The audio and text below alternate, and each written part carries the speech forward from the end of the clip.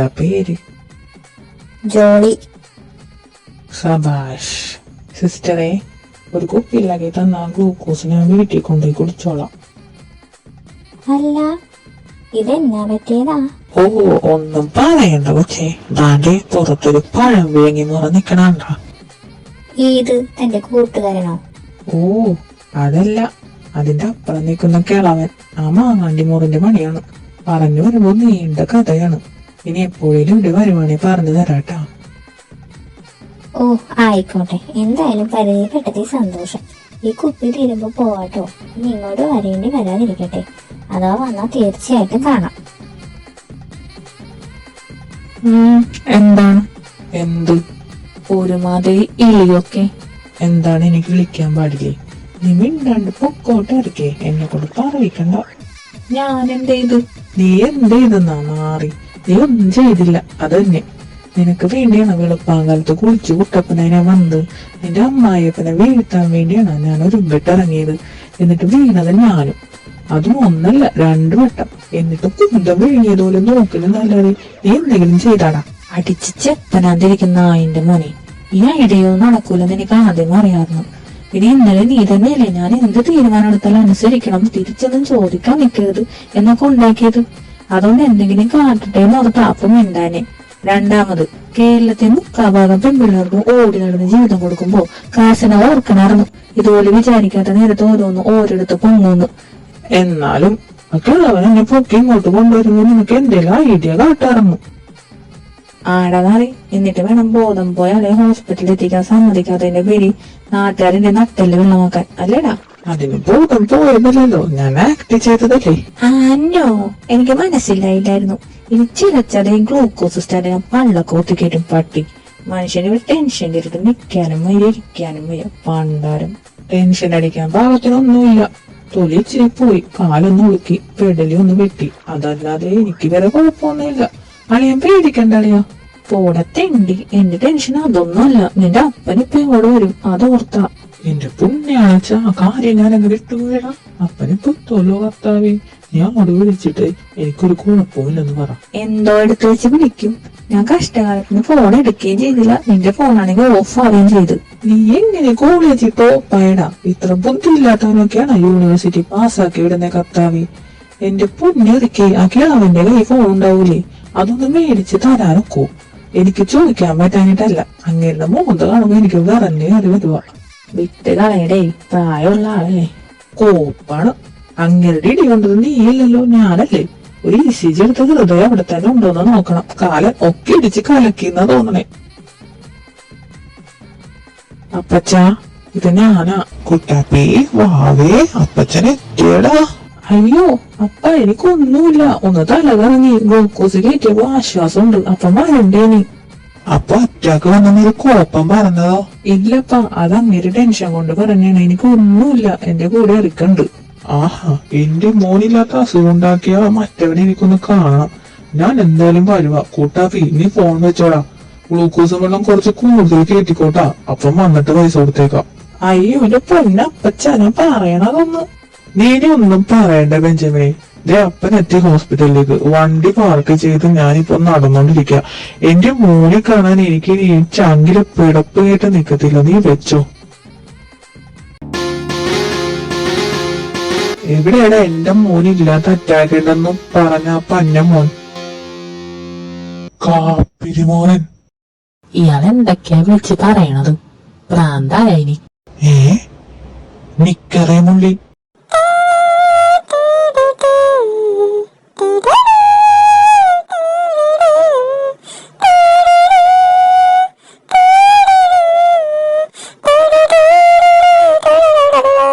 എത്ര നാളാണ് കണ്ടിട്ട് ഇപ്പോഴത്തെ ഇവിടെ നിന്ന് പൊങ്ങിനി. നീ പുറത്തെവിടെങ്ങാനും ആയിരുന്നില്ലേ? ആടാ, ഗൾഫിലായിരുന്നു, ലീവിന് വന്നതാ. അല്ല നീ എന്താ ഇവിടെ? എന്റെ കൊച്ചൻ ഇവിടെ കിടപ്പുണ്ടടാ, ലോലത്. ഓ, ഇവൻ നിന്റെ മോനാണോ?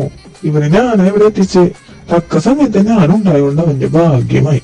ഓ, അപ്പൊ നീയാണല്ലേടാ എന്റെ ചെറുക്കനില്ലാത്ത അറ്റാക്കുണ്ടെന്നും പറഞ്ഞ് എന്നെ പേടിപ്പിച്ച. വേറെ വല്ലവരാണെങ്കിൽ ഞാൻ കയറി മേനേനേട്ടാ. ഞാൻ അപ്പോഴത്തെ ടെൻഷനിൽ. ഓ, എന്തായാലും വാ, എന്റെ ചെറുക്കനെ പരിചയപ്പെടുത്താം. മോനെ, ഇതാണ് നിക്കറിമുള്ളി. ഛേ, ആൻഡ്രൂസ് അപ്പന്റെ കൂടെ പഠിച്ചതാ. പണ്ട് 10ാം ക്ലാസ്സിൽ പഠിക്കുമ്പോ പഠിപ്പിച്ച സാറിന്റെ കാലിൽ കൈതം കൊണ്ട് കീറിയതിന് രാജവെമ്പാല കുത്തിയെന്നും പറഞ്ഞ ആളെ വിളിച്ചു കൂട്ടി സാറിനെ നാട്ടിച്ചവനാ. അന്ന് അതിന്റെ പേര് ചൂടുകൊണ്ട് കീറിയിട്ടപ്പോ ഷെറു എന്നോട് നിക്കറിമുള്ളിയവനാ. അന്ന് പോലെ ഞങ്ങൾ കൂടെ പഠിക്കുന്നതൊക്കെ നിക്കറിമുള്ളി എന്നാ വിളിക്കാറ് അല്ലേടാ? ഓ പരട്ടൊക്കെ പണ്ട് ഇങ്ങനെ അറിഞ്ഞല്ലേ. ഓ, ഒക്കെ ഇന്നലെ കഴിഞ്ഞ പോലെ അല്ലേ കോശിയെ? ആ കാലം, അതിന്റെ സുഖമൊക്കെ ഈ പിള്ളേർക്ക് മനസ്സിലാവൂല. ഛേ, നിക്കറി മുള്ളിയതോർത്ത് മസ്റ്റ് അടിക്കണ ആളായി പോയല്ലോ ദൈവമേ. ആലീനയുടെ പപ്പ ഒക്കെ വിധിയുടെ വെള്ളയാട്ടം. എന്റെ പൊന്നു മോനെ എങ്ങനെ ഉണ്ടടാ ഇപ്പൊ? കുഴപ്പമൊന്നുമില്ലല്ലോ? ഇല്ലപ്പാ, ഈ കുപ്പി കഴിയുമ്പോ പോവാ.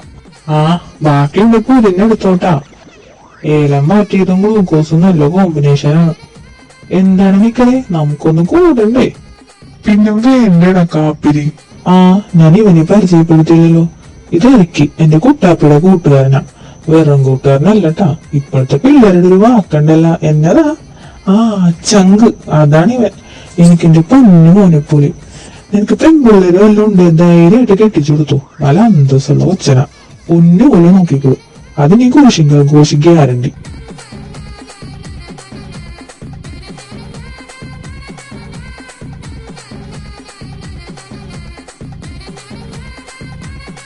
അപ്പാ, നിങ്ങളും മാസാണ്.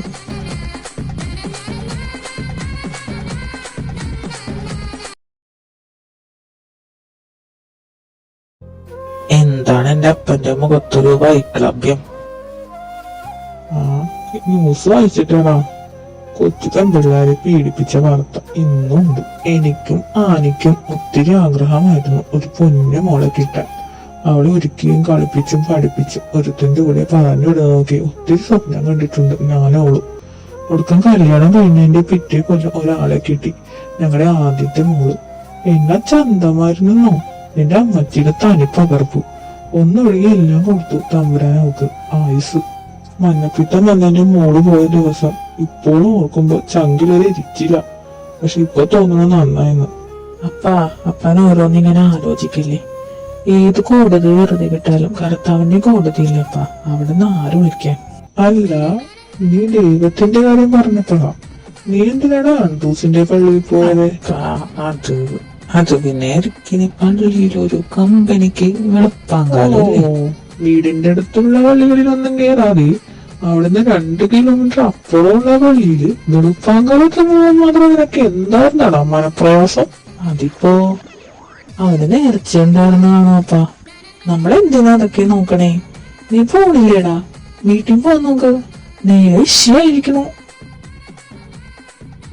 അത് പിന്നെ ഈ സഹവാസം പെട്ടെന്ന് ഭാഷ മാറിപ്പോയതാ. ബെഞ്ചമിനെ, എന്താപ്പാ? നിന്റെ അപ്പന്റെ പേരെന്തോ? അപ്പാ? പറയടാ കേക്കട്ടെ. കുരിശിന്റെ വീട്ടിൽ കുരിശി ആണല്ലോ. ആ ഓർമ്മ എന്റെ മുന്നിൽ വേണം. അതുകൊണ്ട് എന്റെ മുന്നിൽ ഉടായ്പെടുക്കരുത്. അപ്പം കാണിച്ച ഉടായ്പകളുടെ ഒരംശമേ നിനക്ക് കിട്ടിയിട്ടുള്ളൂ. എന്നിട്ട് തന്നെ ഇത്രേ പറ, എന്റെ മക്കളെ എന്നാത്തിനാ ഇന്ന് കാലത്തെ എണീച്ച് പള്ളിയിൽ പോയി? എന്താണേലും പറഞ്ഞോ, നിനക്ക് എന്നോട് പറയാനുള്ള സ്വാതന്ത്ര്യമുണ്ട്. അത് അപ്പനോട് പറയാൻ കൊള്ളാത്തതാ. സാരമില്ല, നീ പറഞ്ഞോ. ഏതാ പെണ്ണു?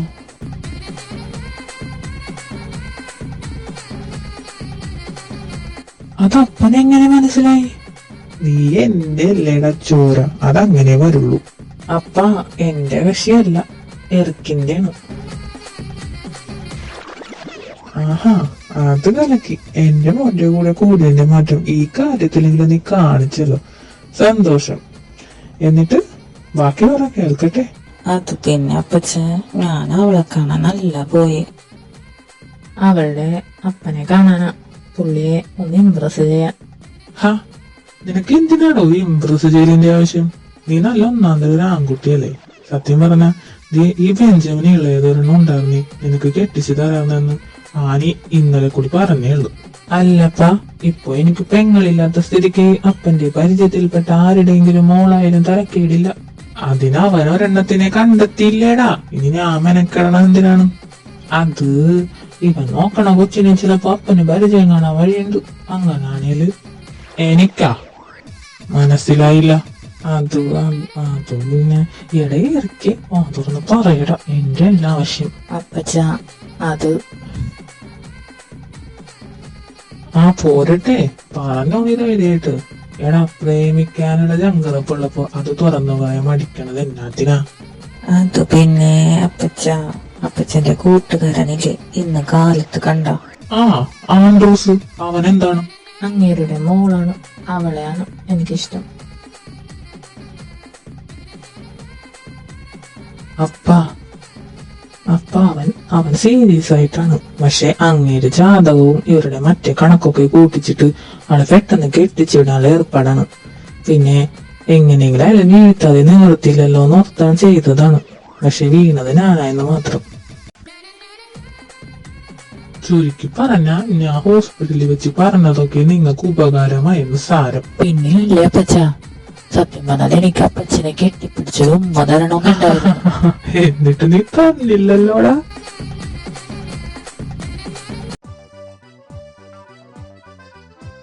മധുവിതുരാവുകളെ സുരവിലരാഗങ്ങളെ മടിയിലൊരാൺ പൂവിനീട്ടാ. നാണം മോളെ കെട്ടിക്കറായി എന്നിട്ട് തിന്നാനത്തിനൊരു കുറവില്ല. പ്രായം മനുഷ്യന്റെ ശരീരത്തിനെ പാടുള്ളൂ മോളെ. മനസ്സിന് പ്രായം ബാധിച്ചാൽ പിന്നെ അധികകാലം ജീവിച്ചിരിക്കാതെ തന്നെയാ നല്ലത്. നിന്റെ ഭാഗ്യത്തിന് എനിക്കെപ്പോഴും മനസ്സിൽ മധുരം 17 അല്ല, എന്തേ ഇത്ര സന്തോഷിക്കാൻ? പള്ളിയിൽ പോണെന്ന് പറഞ്ഞു പോയി വന്നപ്പോ തുടങ്ങി ഞാൻ ശ്രദ്ധിക്കണതാ. എന്താ കാര്യം? അതൊക്കെയുണ്ട്. നമ്മുടെ ഏറ്റവും വലിയ ഇനിയുള്ള സ്വപ്നങ്ങളിൽ ആദ്യത്തെ സ്വപ്നം എന്താണ് അന്നമ്മേ? അത് അതിനോട് കല്യാണം. എന്തേ, എന്തെങ്കിലും ശരിയായോ? ശരിയായെന്ന് പറയാറായിട്ടില്ല, എങ്കിലും ചിലപ്പോൾ ശരിയാവുമെന്നൊരു തോന്നൽ.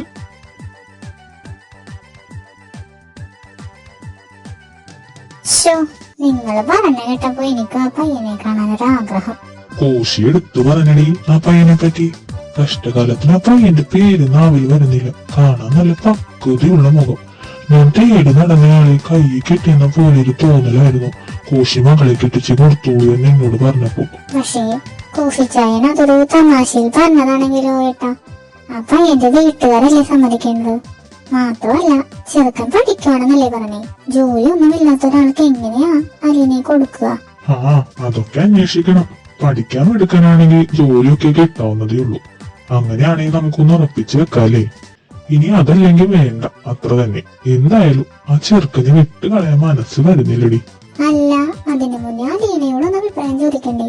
കല്യാണം എന്ന് പറയുമ്പോൾ കടിച്ചീറാൻ നിൽക്കുക പെണ്ണ്.